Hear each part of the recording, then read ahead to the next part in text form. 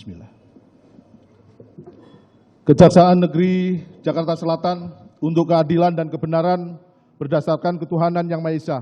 Replik penuntut umum atas pembelaan terdakwa dan penasihat hukum terdakwa Putri Chandrawati, perkara nomor PDM 246-JKT-SL-10-2022. Prasangka didasarkan oleh kebenaran yang memungkinkan dan bertujuan untuk mencari bukti, karena keadilan tidak memihak kepada siapa-siapa. Keadilan hanya memihak kepada kebenaran. Majelis Hakim yang mulia, saudara penasihat hukum yang terhormat, dan pengunjung sidang yang kami hormati. Pertama-tama kami panjatkan puji syukur kehadirat Tuhan Yang Maha Esa atas karunia, taufik, dan hidayahnya kepada kita semua yang hadir di ruang persidangan ini, di mana pada hari ini Majelis Hakim memberikan kesempatan kepada kami selaku penuntut umum untuk menanggapi pledoi dari terdakwa Putri Chandrawati beserta penasihat hukumnya. Sebelum kami membacakan replik ini, perkenanlah kami menyampaikan rasa hormat dan ucapan terima kasih kepada Majelis Hakim yang menyidangkan perkara ini dengan tekun dan sungguh-sungguh dalam upaya menggali kebenaran material dari perkara ini, di mana Majelis Hakim telah memberikan kesempatan yang seluas-luasnya kepada penuntut umum untuk mengungkap fakta-fakta hukum yang ada.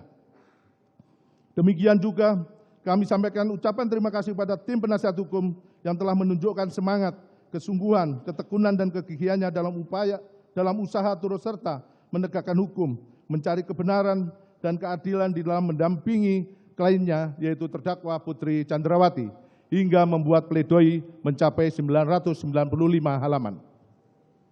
Suatu kenyataan bahwa di dalam persidangan ini terjadi perbedaan persepsi dan argumentasi antara penuntut umum dengan tim penasihat hukum atau terdakwa Putri Chandrawati dalam mengungkap fakta hukum.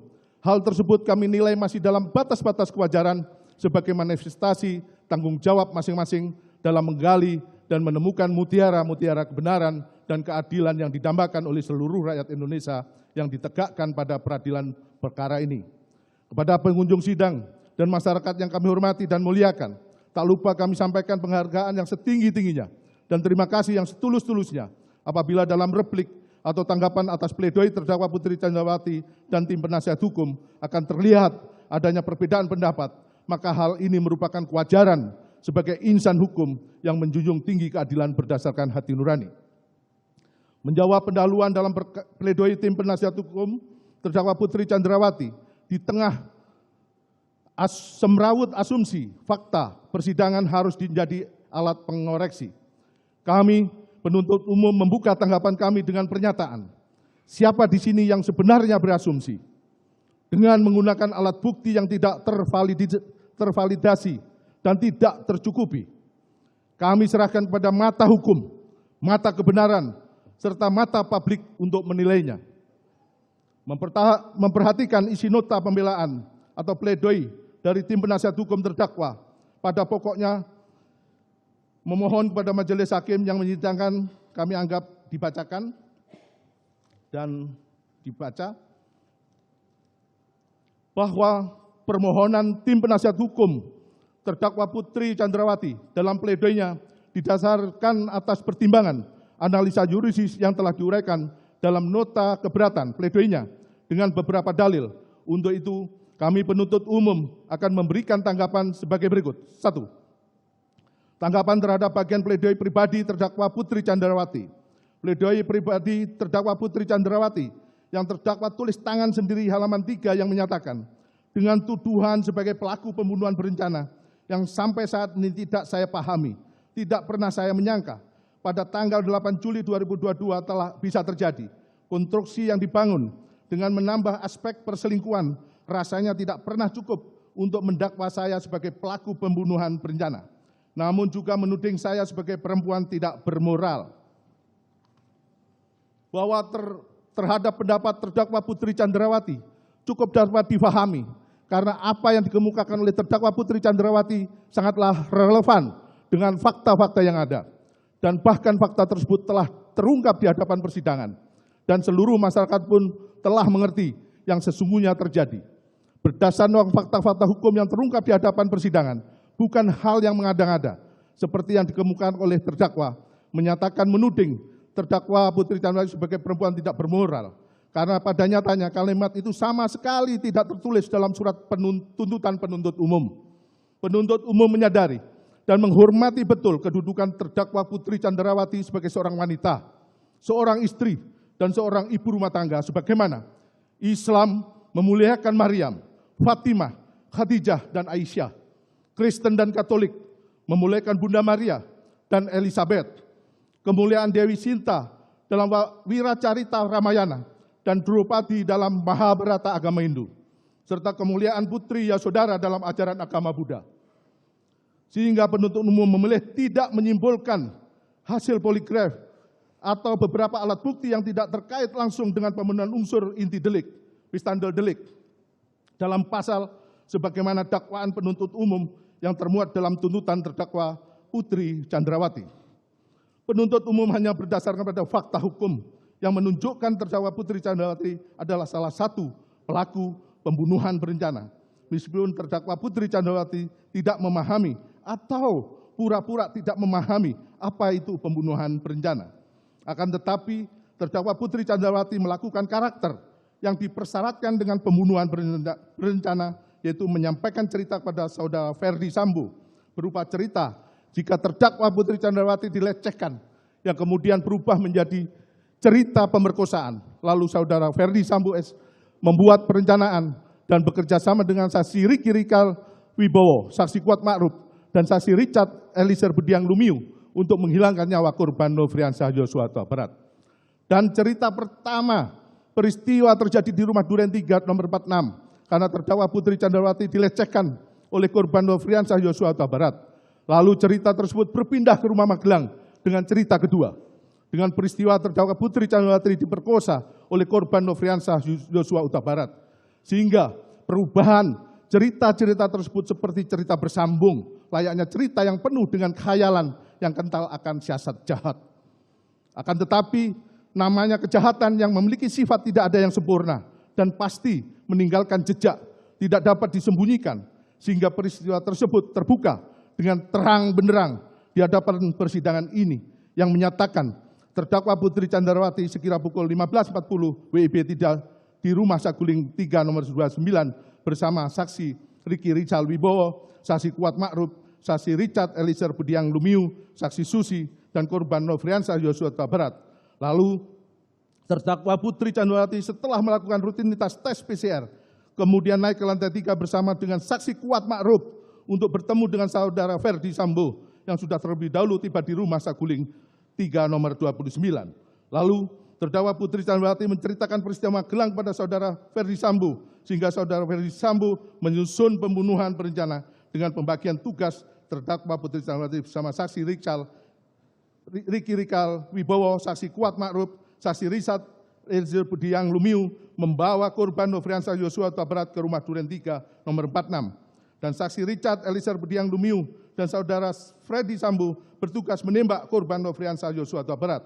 Fakta tersebut diperoleh dari keterangan saksi Riki Rizal Wibowo, saksi Kuat Ma'ruf, dan saksi Richard Eliezer Budiang Lumiu. Sehingga dengan demikian, dalil dari terdakwa Putri Candrawati patut untuk dikesampingkan. Dilanjutkan.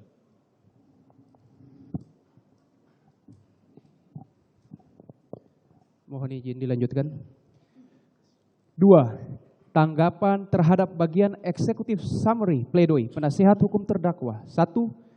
Pledoi terdakwa Putri Candrawati melalui penasihat hukumnya, halaman 17 angka 1 sampai dengan 4 yang pada pokoknya menggambarkan sisi kehidupan harmonis terdakwa Putri Candrawati dengan seluruh keluarga besarnya, para ajudan dan ART.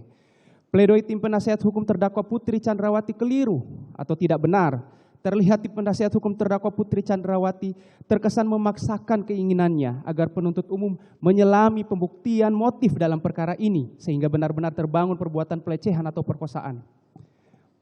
Sementara sepanjang persidangan ini tidak terdapat satupun bukti yang menunjukkan bahwa terdakwa Putri Candrawati dilecehkan atau diperkosa. Jika tim penasihat hukum menghendaki motif tersebut seharusnya dari awal persidangan sudah mempersiapkan bukti-bukti valid tentang pelecehan dan pemerkosaan. Akan tetapi tim penasihat hukum yang merasa paling hebat dengan menunjukkan kehebatannya tidak mampu memperlihatkan bukti-bukti tersebut. Tim penasihat hukum hanya bermain dengan akal pikirannya agar mencari simpatik masyarakat. Padahal simpati masyarakat itu dapat diperoleh dengan mudah jika terdakwa Putri Chandrawati mampu berkata jujur di hadapan persidangan yang panjang ini. Bahkan selama dalam persidangan, terdakwa Putri Chandrawati mempertahankan perilaku ketidakjujurannya yang didukung oleh tim penasihat hukum untuk tetap tidak berkata jujur demi tujuannya agar perkara ini tidak terbukti. Bahkan keteguhan ketidakjujuran itulah yang dijunjung tinggi oleh tim penasihat hukum terdakwa Putri Chandrawati dan seolah-olah melimpahkan kesalahan kepada korban Nofriansah Yosua Huta Barat yang sudah meninggal dunia karena tertembak akibat dari perbuatan salah satunya terdakwa Putri Chandrawati bersama-sama dengan saudara Ferdi Sambo, saksi Kuat Maruf, saksi Ricky Rizal Wibowo, dan saksi Richard Eliezer Pudiang Lumiu. Itulah yang menyebabkan tidak terlihatnya motif dalam perkara ini. Dan apakah dengan tidak terbuktinya motif perkara ini bisa kabur? Tentu jawabannya tidak. Karena secara normatif dan yuridis, motif bukanlah bagian dari bestandil delik atau inti delik yang harus dibuktikan. Penuntut umum melakukan pembuktian dengan metode yang berimbang atau fair trial, guna terwujudnya due process of law, dan telah berupaya melakukan pengungkapan motif dalam pembuktian terhadap perkara atas nama terdakwa Putri Chandrawati. Akan tetapi tidak dapat terbuka motifnya karena terdakwa Putri Chandrawati mempertahankan ketidakjujurannya. Lagi-lagi ketidakjujuran tersebut didukung oleh tim penasihat hukum sehingga pengungkapan motif tidak dapat terbuka secara terang benderang. Dan menjadi ironis dalam perkara ini terdapat korban Nofriansah Yosua Huta Barat yang telah dibunuh secara sadis dengan menggunakan cara berencana lebih dulu, maka untuk itu semua dalil tim penasihat hukum harus dikesampingkan. 2. Pledoi terdakwa Putri Chandrawati melalui tim penasihat hukum halaman 17 angka 5 sampai dengan 7 yang pada pokoknya menggambarkan peristiwa perbuatan keji, amoral dan tidak manusiawi yang dilakukan oleh korban almarhum Nofriansah Yosua Huta Barat terhadap diri terdakwa. Pledoi tim penasihat hukum terdakwa Putri Chandrawati keliru atau tidak benar. Tim penasihat hukum tidak profesional hanya mampu bermain retorika dengan memojokkan seolah-olah korban Nofriansah Yosua Huta Barat sebagai orang yang berbuat keji, amoral dan tidak manusiawi. Tim penasihat hukum mengemukakan pendapat tersebut terkesan memperlihatkan sikap emosionalnya, menjelek-jelekan korban Nofriansah Yosua Huta Barat. Seharusnya tim penasihat hukum berpikir jernih ikut membantu pengungkapan fakta sebenarnya. Dan yang terjadi tim penasihat hukum membuat statement yang tidak bisa dibuktikan kebenarannya. Tidak salahlah jika terdakwa Putri Chandrawati memilih tim penasihat hukum yang sekarang sebagai orang yang mendampingi untuk membela hak terdakwa Putri Chandrawati. Karena yang diharapkan adalah keterbukaan dengan latar belakang kejujurannya, malah yang terjadi mempertahankan ketidakjujuran dan bahkan memfitnah korban Nofriansah Yosua Huta Barat yang sudah meninggal dunia. Tim penasihat hukum tidak berpikir rasional untuk membantu terdakwa Putri Chandrawati dalam membela haknya, malah yang terjadi sebaliknya, yakni menjerumuskan terdakwa Putri Chandrawati ke alam ketidakjujuran. Menurut fakta yang terungkap dalam persidangan, terdakwa Putri Chandrawati telah secara sah dan meyakinkan bersama-sama dengan rencana terlebih dahulu membunuh korban Nofriansah Yosua Huta Barat yang dibuktikan dari keterangan saksi-saksi dan bukti-bukti yang mendukung perbuatan terdakwa Putri Chandrawati. Meskipun fakta tersebut sudah terbuka dengan terang, akan tetapi terdakwa Putri Chandrawati bersama tim penasihat hukumnya lagi-lagi melontarkan fitnah keji dengan menyatakan korban berusaha memanipulasi kejadian kekerasan seksual tersebut dengan memaksa membangkitkan terdakwa Putri Chandrawati keluar dari kamar untuk menghadang orang naik menuju lantai 2 kediaman Magelang. Dan dalil tim penasihat hukum tersebut tidak mampu dibuktikan karena memang tidak terdapat satupun bukti yang bisa menunjukkan dalil tim penasihat hukum. Di dalam pledoi, tim penasihat hukum menggunakan alat bukti keterangan ahli psikologi forensik yang menggambarkan terdakwa Putri Chandrawati sebagai seseorang yang sedang mengalami depresi atau trauma kekerasan seksual adalah tidak relevan karena alat bukti tersebut sebagai circumstance evidence atau alat bukti tidak langsung yang dalam keterangan ahli psikologi forensik baik oleh Reni Kusumawardani dan ahli Nathaniel Elnanus Jesumampo sama-sama memberikan keterangannya di depan persidangan di bawah sumpah bahwa hasil analisa psikologi forensik memiliki deviasi dan hasil psikologi forensik tidak bisa 100% menjamin kebenaran hasil dengan fakta yang sebenarnya. Hal tersebut bersesuaian dengan keterangan ahli kriminologi yaitu Prof. Dr. Muhammad Mustafa memberikan keterangannya di depan persidangan di bawah sumpah bahwa untuk membuktikan ada tidaknya suatu perbuatan kekerasan seksual atau pemerkosaan harus ada bukti ilmiah yaitu pemeriksaan forensik seperti jejak DNA berupa visum et repertum, akan tetapi hal tersebut tidak dilakukan oleh terdakwa Putri Chandrawati karena berusaha menutupi dan mempertahankan ketidakjujurannya yang didukung oleh tim penasihat hukum. Berkenaan dengan hal tersebut maka dalil-dalil yang dikemukakan oleh tim penasihat hukum harus dikesampingkan. 3. Tanggapan tim penasihat hukum mengenai atas keterangan saksi dalam surat tuntutan penuntut umum. Poin A, adanya saksi yang tidak dihadirkan di dalam persidangan namun termuat dalam surat tuntutan. B, adanya BAP saksi yang dibacakan di persidangan tanpa alasan ketidakhadiran yang sah menurut pasal 162 ayat 1 KUHP. C, penuntut umum memanipulasi keterangan saksi, ahli dan terdakwa dalam surat tuntutan. D, penggunaan alat bukti yang tidak konsisten. E, penuntut umum menggunakan alat bukti yang didapat secara tidak sah. F, penuntut umum mendasarkan surat dakwaan dan surat tuntutan berdasarkan hanya pada satu keterangan saksi, Richard Eliezer Pudiang Lumiu. Tanggapan pledoi tim penasihat hukum terdakwa Putri Chandrawati keliru atau tidak benar. Adanya saksi yang tidak dihadirkan di dalam persidangan tetap dapat dimuat dalam surat tuntutan. Hal tersebut karena keterangan saksi yang termuat dalam surat tuntutan dan sewaktu dilakukan pemeriksaan di tingkat penyidikan memberikan keterangan di bawah sumpah. Dan karena keterangan saksi tersebut satu kesatuan termuat di dalam berkas perkara atas nama terdakwa Putri Chandrawati, yang mana di dalam surat tuntutan menjadi alat bukti surat.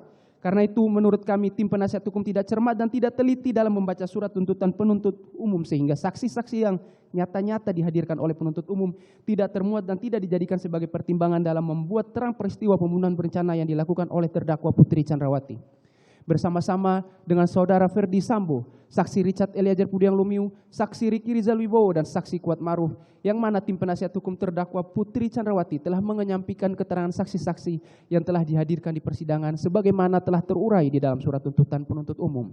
Terhadap saksi yang dibacakan di hadapan persidangan juga telah memenuhi syarat untuk dibacakan karena para saksi pada tingkat penyidikan sebelum memberikan keterangan terlebih dahulu dilakukan penyumpahan sebagaimana berita acara penyumpahan yang dibacakan di hadapan persidangan sebelum pembacaan keterangan para saksi, dan para saksi juga telah dipanggil secara patut namun yang bersangkutan tidak dapat hadir sehingga dimohonkan untuk dibacakan, dan saat dibacakan tim penasihat hukum juga tidak berkeberatan sehingga keterangan yang termuat dalam surat tuntutan dapat diakui kebenarannya, dan terdakwa Putri Chandrawati juga tidak keberatan atas keterangan tersebut. Terhadap keterangan memanipulasi, tim penasihat hukum terdakwa Putri Chandrawati terlalu mengada-ngada karena pada nyatanya para saksi selain mengakui keterangan yang telah diberikan di BAP saat diperiksa pada tingkat penyidikan, para saksi juga menerangkan kembali di hadapan persidangan setelah meletakkan sumpah, dan keterangan tersebut merupakan fakta hukum yang dapat diakui kebenarannya. Demikian juga dengan para ahli sebelumnya telah memberikan keterangan saat penyidikan yang sebelumnya dilakukan penyumpahan berdasarkan berita acara penyumpahan, dan saat memberikan keterangan para ahli terlebih dahulu meletakkan sumpah sebelum memberikan keterangan, dan para ahli juga tegas menyatakan bahwa keterangan yang ada dalam BAP dalam berkas perkara mencakup keterangan sebagaimana keterangan yang ahli berikan dalam persidangan. Terhadap alat bukti, tim penasihat hukum terdakwa Putri Chandrawati juga mengada-ngada seolah memperlihatkan ketidakprofesionalnya karena pada nyatanya semua alat bukti sebagaimana pasal 184 KUHP yang dikemukakan oleh penuntut umum di hadapan persidangan nyata-nyata tetap konsisten dan tidak ada yang berubah. Lagi-lagi tim penasihat hukum terdakwa Putri Chandrawati memperlihatkan ketidakprofesionalannya dalam mempertahankan hak kliennya sehingga menyatakan alat bukti yang dikemukakan oleh penuntut umum adalah alat bukti yang tidak sah. Padahal nyata-nyata para saksi mengangkat sumpah sebelum memberikan keterangan. Demikian juga halnya dengan ahli serta petunjuk yang ada, dan terdakwa Putri Chandrawati saat memberikan keterangan mulai dari penyidikan sampai memberikan keterangan di hadapan persidangan didampingi oleh tim penasihat hukum sehingga keterangannya merupakan keterangan yang benar dan merupakan fakta hukum yang diakui kebenarannya. Dan terhadap barang bukti yang dihadirkan di persidangan adalah barang bukti yang sah karena barang bukti tersebut kesemuanya telah dilakukan penyitaan dan telah ditetapkan dalam penetapan penyitaan oleh pengadilan negeri yang berwenang, sehingga barang bukti itu pun merupakan barang bukti yang sah. Terhadap surat dakwaan dan surat tuntutan yang berdasarkan keterangan saksi Richard Eliezer Pudiang Lumiu, lagi-lagi tim penasihat hukum terdakwa Putri Chandrawati memperlihatkan sikap yang tidak profesional dan bahkan tidak mampu mempertahankan hak lainnya, yakni terdakwa Putri Chandrawati. Bahkan tim penasihat hukum ikut berkontribusi dalam mempertahankan kebohongan yang dibangun oleh terdakwa Putri Chandrawati. Sudah jelas dan nyata serta sudah tidak dapat terbantahkan lagi sebuah fakta hukum bahwa terdakwa Putri Chandrawati turut serta melakukan persiapan perencanaan sejak di rumah Magelang, rumah Saguling 3 nomor 29, hingga pelaksanaan eksekusi di rumah Duren 3 nomor 46. Keterangan tersebut merupakan keterangan yang diperoleh dari saksi Riki Rizal Wibowo, saksi Kuat Maruf, dan saksi Richard Eliezer Pudiang Lumiu yang membuat terang peristiwa pembunuhan berencana terhadap korban Nofriansah Yosua Huta Barat. Hal tersebut juga secara nyata dan pasti diakui oleh tim penasihat hukum. Hanya saja tim penasihat hukum terdakwa Putri Chandrawati berusaha untuk tidak mau tahu dan bahkan berusaha untuk memberikan masukan kepada terdakwa Putri Chandrawati demi kepentingan terdakwa Putri Chandrawati dengan tujuan agar perkara tersebut tidak terungkap secara terang. Bahkan tim penasihat hukum juga ikut proaktif saat dilakukan rekonstruksi, baik saat penyidikan maupun saat pemeriksaan lapangan yang dihadiri oleh Ketua Majelis Hakim yang memimpin penanganan perkara ini, sehingga patut diduga bahwa peristiwa tersebut nyata-nyata sangat dipahami oleh tim penasihat hukum terdakwa Putri Chandrawati. 4. Tanggapan penasihat hukum mengenai penggabungan unsur dengan sengaja dan dengan rencana terlebih dahulu. Tim penasihat hukum terdakwa Putri Chandrawati lagi-lagi tidak profesional karena tidak paham dalam menguraikan unsur-unsur pasal yang sudah termuat secara limitatif dalam perundang-undangan secara nyata dan tegas dalam pasal 340 KUHP dengan unsur yaitu barang siapa, B. dengan sengaja dan dengan rencana terlebih dahulu, C. merampas nyawa orang lain. Bahwa di dalam surat tuntutan dari halaman 463 sampai dengan 508 penuntut umum sudah jelas dan tegas menguraikan rangkaian fakta perbuatan terdakwa Putri Chandrawati yang telah melakukan kesengajaan sebagai maksud, offset al-okme, dan dengan rencana terlebih dahulu yaitu bersama-sama dengan pelaku lainnya Saudara Ferdi Sambo, saksi Richard Eliezer Pudiang Lumiu, dan saksi Ricky Rizal Wibowo, saksi Kuatmaruf, menghendaki matinya korban Nofriansah Yosua Huta Barat. 5. Tanggapan penasihat hukum bahwa terdakwa adalah korban kekerasan seksual. Penasihat hukum terdakwa Putri Chandrawati sangat tidak profesional menyatakan terdakwa Putri Chandrawati adalah korban kekerasan seksual yang dilakukan oleh korban Nofriansah Yosua Huta Barat. Dalil penasihat hukum tersebut tidak didukung alat bukti di persidangan. Dalil kekerasan seksual atau pemerkosaan bukan peristiwa yang benar terjadi. Dalil-dalil kekerasan seksual atau pemerkosaan hanyalah khayalan tim penasihat hukum yang berkolaborasi dengan terdakwa Putri Chandrawati dengan tujuan agar terdakwa Putri Chandrawati bisa dibebaskan dari perbuatan pembunuhan berencana ini. Hal tersebut menjadi petunjuk kuat bahwa peristiwa kekerasan seksual atau pemerkosaan merupakan bagian dari skenario yang dibuat oleh terdakwa Putri Chandrawati untuk menutupi peristiwa yang sebenarnya terjadi. Sebagaimana yang terurai dalam tuntutan kami halaman 468 sampai dengan halaman 471 angka 4 sampai dengan 6. Perlu kami tegaskan kepada tim penasihat hukum terdakwa Putri Chandrawati bahwa penuntut umum telah menuntut terdakwa Putri Chandrawati bersama-sama dengan pelaku lainnya, yakni Saudara Ferdi Sambo, saksi Richard Eliezer Pudiang Lumiu, saksi Ricky Rizal Wibowo, dan saksi Kuatmaruf melakukan pembunuhan berencana yang mengakibatkan korban Nofriansah Yosua Huta Barat meninggal dunia, melanggar pasal 340 KUHP junto pasal 55 ayat 1 ke 1 KUHP, sebagaimana dalam dakwaan primer penuntut umum. Bukan tindak pidana pelecehan seksual, sebagaimana yang dimaksud oleh tim penasihat hukum terdakwa Putri Chandrawati, sehingga dalilnya harus dikesampingkan. Demikian dilanjutkan.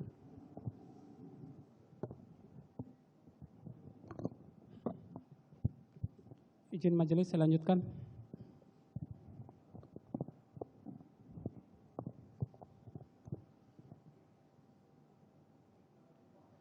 Tanggapan penasihat hukum mengenai terdakwa menjalankan kewajiban moral sebagai istri saat menyampaikan pada suaminya tentang kejadian kekerasan seksual yang menimpanya.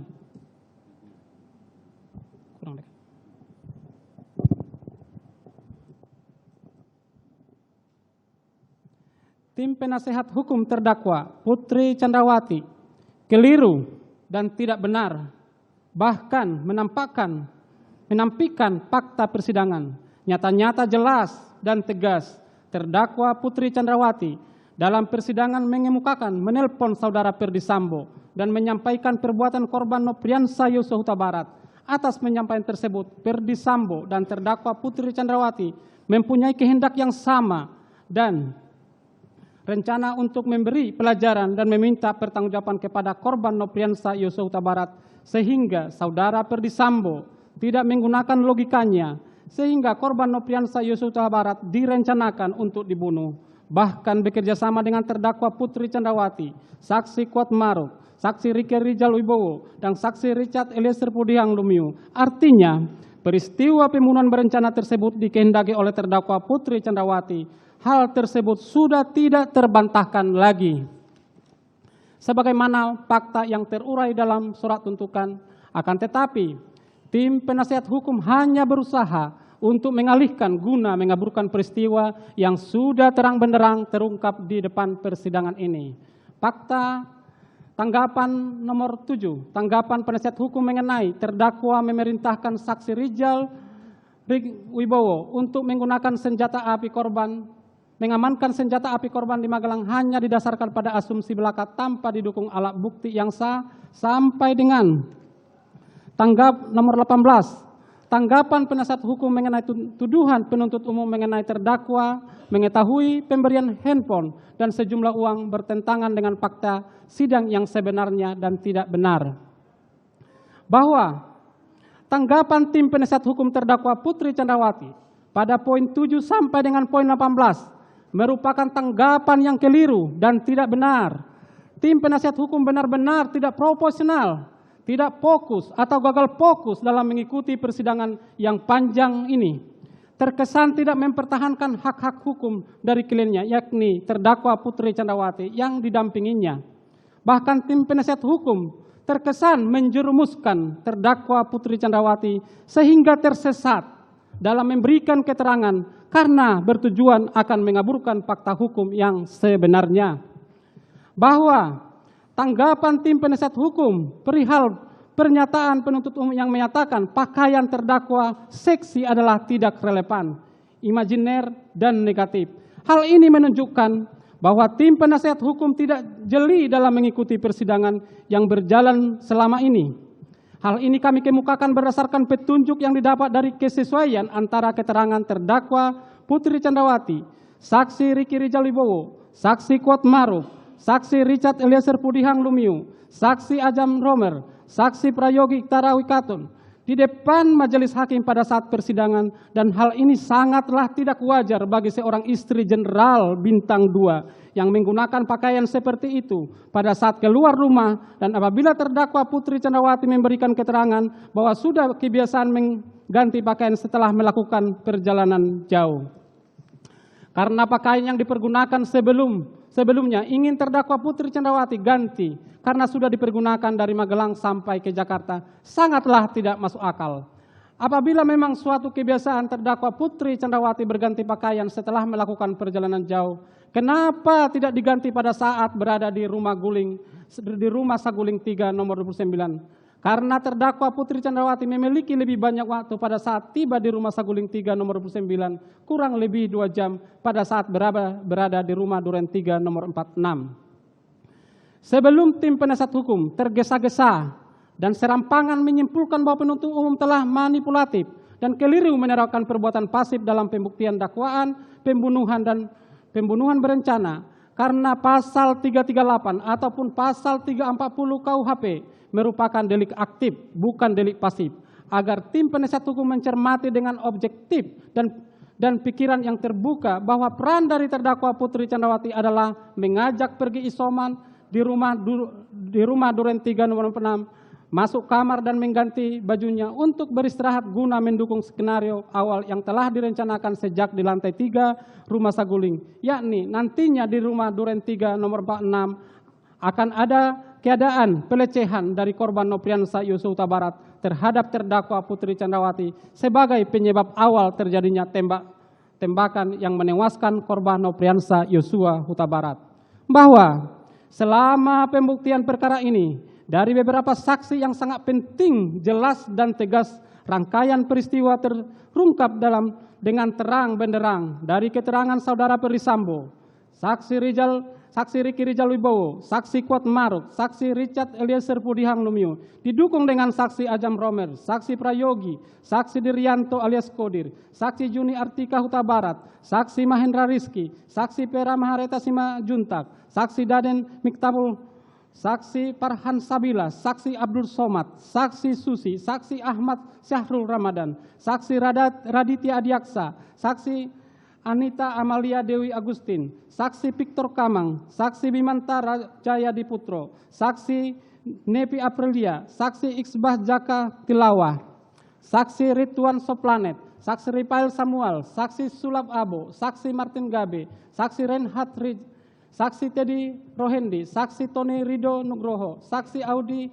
Prato, saksi Endra Budi Argana, saksi Harun Yuni Aprin, saksi Panji Julfikar, saksi Linggom Parasian Siahaan, saksi Susanto Haris, saksi Agus Nur Patria, saksi Saksi Irfan Widianto, Saksi Beni Ali, Saksi Hendra Kurniawan, Saksi Ari Cahya Nugraha, Saksi Arif Rahman, Saksi Arsyad Daya Gunawan, Saksi Cuk Purwanto, Saksi Bakyun, Saksi Danu Pajar Subekti, Saksi Arianto, Saksi Chong Di Fung, Saksi Sartini, Saksi Novianto Ripai, dan didukung juga oleh keterangan ahli Sirajul Uman, ahli Arif Sumirat, ahli Aji Fibrianto Aryosid, ahli digital forensik Heri Prianto, ahli Pirasamia, ahli Dr. Ade Firmansyah Sugi Harto, ahli Parah Primadani, ahli kriminologi Profesor Dr. Muhammad Mustafa, ahli digital forensik Adi Setia,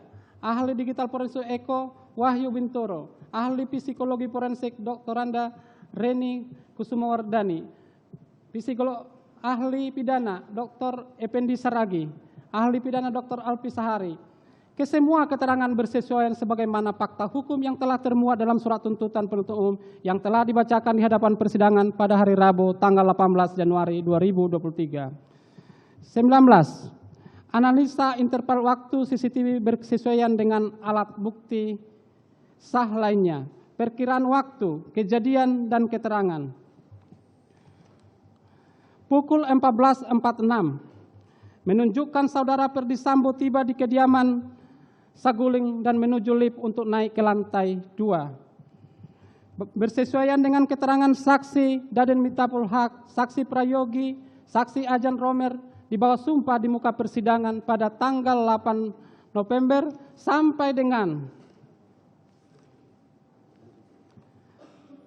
halaman 22 pukul 16.26 menunjukkan saudara Ferdi Sambo turun ke lantai 1 untuk menghadiri undangan badminton di Sawangan. Bersesuaian dengan keterangan saksi Prayogi Iktara, saksi Ajan Romel, dan saksi Farhan Sabila di bawah sumpah di muka persidangan tanggal 8 November 2022. CCTV Komplek Duren 3 pada pukul 17.07 menunjukkan terdakwa Putri Candrawati dan rombongan tiba di rumah Duren 3. Bersesuaian dengan keterangan saksi Riki Rijal Wibowo, saksi Richard Eliezer Pudiang Lumiu, dan saksi Kuat Ma'ruf di bawah sumpah di muka persidangan sampai dengan pukul 17.10 terdakwa Ferdi Sambo turun dari mobil dan terlihat dengan jelas tidak pakai sarung tangan. Bersesuaian dengan keterangan saksi Prayogi Iktara dan saksi Ajan Romer di bawah sumpah di muka persidangan tanggal 8 November 2022. Pada bagian analisa interval waktu CCTV, kami penuntut umum pada umumnya tetap sebagaimana yang telah diuraikan pada analisa fakta dan analisa yuridis tuntutan. Hanya satu hal yang kami tekankan terkait bagian perkiraan CCTV di kediaman Saguling depan lift pukul 15 menunjukkan terdakwa Putri Candrawati naik lift menuju lantai 3 bersama dengan saksi Kuat Ma'ruf. Perlu dicermati bahwa terkait rekaman adegan ini awalnya dalam persidangan sebelum adanya pemeriksaan ahli digital forensik yang menerangkan rekaman CCTV rumah Saguling tersebut bahwa terdakwa Putri Candrawati maupun saksi Kuat Ma'ruf mengatakan tidak pernah bertemu di lantai 3 rumah Saguling 3 nomor 29. Namun rekaman ini menunjukkan secara jelas bahwa terdakwa Putri Candrawati secara aktif memanggil saksi Kuat Ma'ruf untuk ikut bersamanya naik ke lantai 3 yang merupakan ruang privasi terdakwa Putri Candrawati dan Ferdi Sambo untuk para ajudan atau ART tidak pernah sampai ke lantai 3 kecuali dipanggil atau diperintah langsung oleh terdakwa Putri Candrawati maupun saudara Ferdi Sambo. Hal ini bersesuaian dengan keadaan yang dialami oleh saksi Richard Eliezer Pudiang Lumiu yang saksi Riki Rijal Wibowo, maka keberadaan saksi Kuat Ma'ruf disimpulkan oleh kami diajak oleh terdakwa Putri Candrawati ke lantai 3 rumah Saguling 3 nomor 9 untuk membahas hal yang serupa yakni perencanaan pembunuhan terhadap korban Nopriansa Yosua Barat yang sudah disusun secara matang sebelumnya oleh saudara Ferdi Sambo. 20. Tanggapan penasihat hukum mengenai keterangan saksi Richard Eliezer tidak konsisten pada berbagai tingkat pemeriksaan sehingga tidak kredibel dan tidak layak dipercaya. Tim penasihat hukum terdakwa Putri Candrawati benar-benar tidak profesional dalam fakta persidangan saat peristiwa penembakan mulai dari direncanakan peristiwa pembunuhan berencana di rumah Saguling nomor 329 di lantai 3 hingga pelaksanaan eksekusi terhadap korban Nopriansa Yosua Huta Barat di rumah Duren 346 yang terlihat langsung hanyalah Saudara Perdi Sambo, Saksi Richard Eliezer Pudihang Lumiu, Saksi Riki Rijal Wibowo, Saksi Kuat Maruf, dan terdakwa Putri Candrawati yang mengetahui secara pasti peristiwa tersebut. Akan tetapi, terdakwa Putri Candrawati sebagai orang yang turut serta melakukan pembunuhan berencana terhadap korban Nopriansa Yosua Huta Barat berusaha untuk mengaburkan fakta dengan cara tidak berterus terang atau tidak jujur. Hal tersebut didukung oleh tim penasehat hukum dalam membela kepentingan terdakwa Putri Candrawati dan Saudara Perdi Sambo. Keterangan Saksi Riki Rijal Wibowo dan Saksi Kuat Maruf yang dijadikan landasan oleh tim penasihat hukum merupakan keterangan yang tidak dapat diakui kebenarannya sehingga patut untuk dikesampingkan karena keterangannya mengandung ketidakjujuran dan merupakan pengikut setia terdakwa Putri Candrawati dan Saudara Perdi Sambo. Terbukti, tim penasihat hukum terdakwa Putri Candrawati, Saudara Perdi Sambo, dan tim penasihat hukum Saudara Saksi Riki Rijal Wibowo, Saksi Kuat Maruf adalah tim penasihat hukum yang sama dan mempunyai satu pemikiran yang sama sehingga tidak dapat diakui kebenarannya dan patut untuk dikesampingkan. 21. Tanggapan penasihat hukum mengenai mayoritas ahli yang dihadirkan oleh penuntut umum tidak membaca berkas perkara dan hanya berdasarkan kronologis terbatas yang diberikan oleh penyidik. Tanggapan tim penasihat hukum terdakwa Putri Candrawati pada poin ini sangat keliru dan tidak benar. Para ahli dalam hal ini sudah tepat dalam keterangannya dan apa yang dikemukakan adalah pendapat yang berdasarkan keahlian dan kompetensinya. Para ahli tidak mengada-ngada dalam memberikan pendapatnya. Rangkaian cerita kronologis yang diperoleh dari keterangan saksi Richard Eliezer Pudihang Lumiu adalah kronologis yang benar dan bersesuaian dengan bukti-bukti yang telah dihadirkan di persidangan, sehingga pendapat ahli dalam surat tuntutan penuntut umum adalah tepat dan benar merupakan fakta hukum yang patut diakui kebenarannya. 22. Tanggapan penasihat hukum mengenai penuntut umum tidak menggunakan alat bukti secara utuh.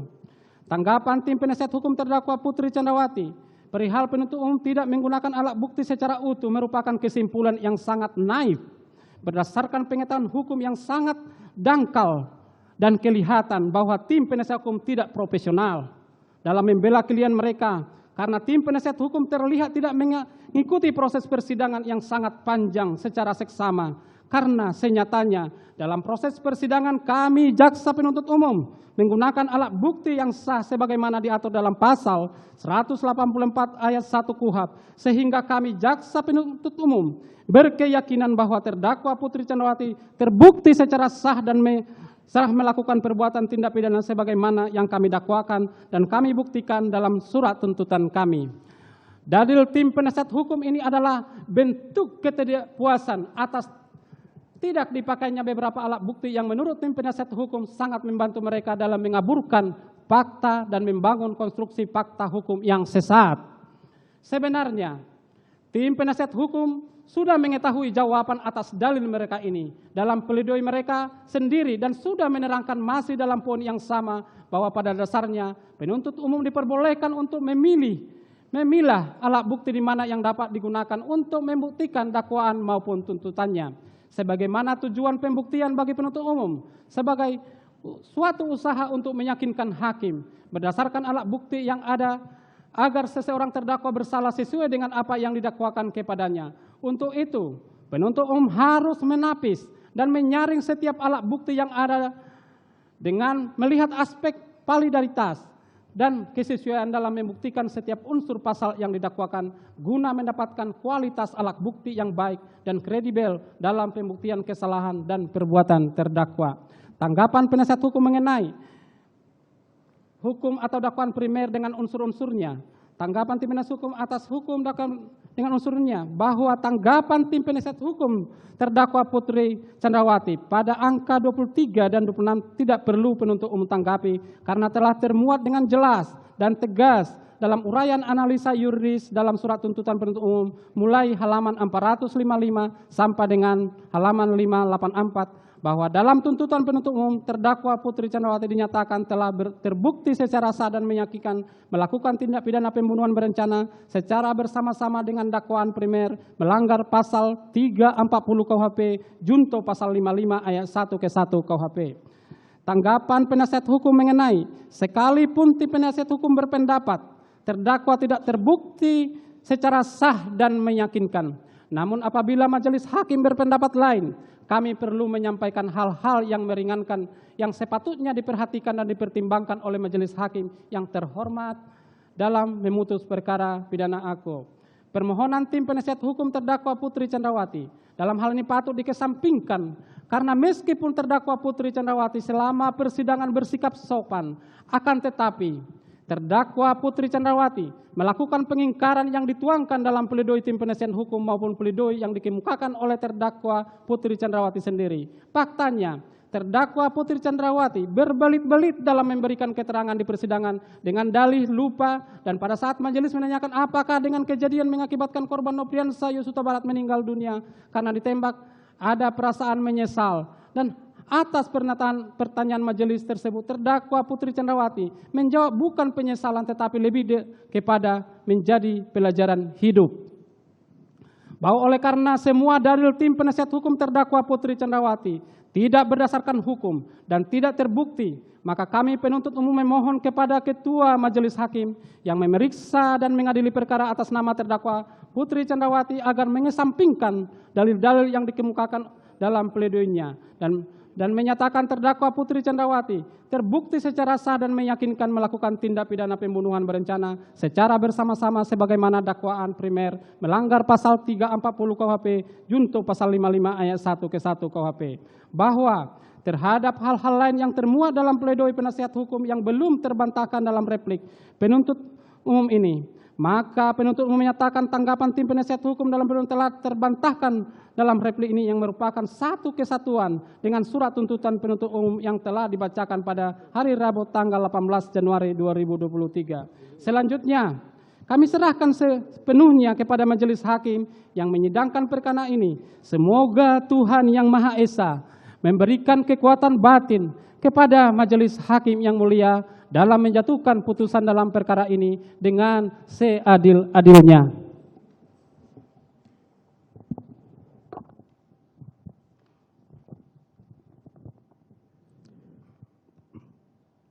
Berdasarkan keseluruhan uraian tersebut di atas, kami penuntut umum dalam perkara ini berpendapat bahwa nota pembelaan terdakwa Putri Chandrawati beserta tim penasihat hukumnya haruslah dikesampingkan. Selain itu, uraian-uraian pledoi tersebut tidaklah memiliki dasar yuridis yang kuat yang dapat digunakan untuk menggugurkan tuntutan penuntut umum. Berdasarkan hal tersebut di atas, penuntut umum memohon kepada majelis hakim yang memeriksa dan mengadili perkara ini untuk 1. Menolak seluruh pledoi dari tim penasihat hukum terdakwa Putri Chandrawati dan pledoi dari terdakwa Putri Chandrawati. 2. Menjatuhkan putusan sebagaimana diktum tuntutan penuntut umum yang telah dibacakan pada hari Rabu tanggal 18 Januari 2023. Demikian replik penuntut umum atas pledoi dari tim penasihat hukum terdakwa Putri Chandrawati dan pledoi terdakwa Putri Chandrawati yang telah kami bacakan dalam persidangan hari ini, Senin, tanggal 30 Januari 2023. Selanjutnya, kami menyerahkan sepenuhnya kepada majelis hakim yang mulia untuk memutuskan perkara ini dengan seadil-adilnya. Sekian, terima kasih.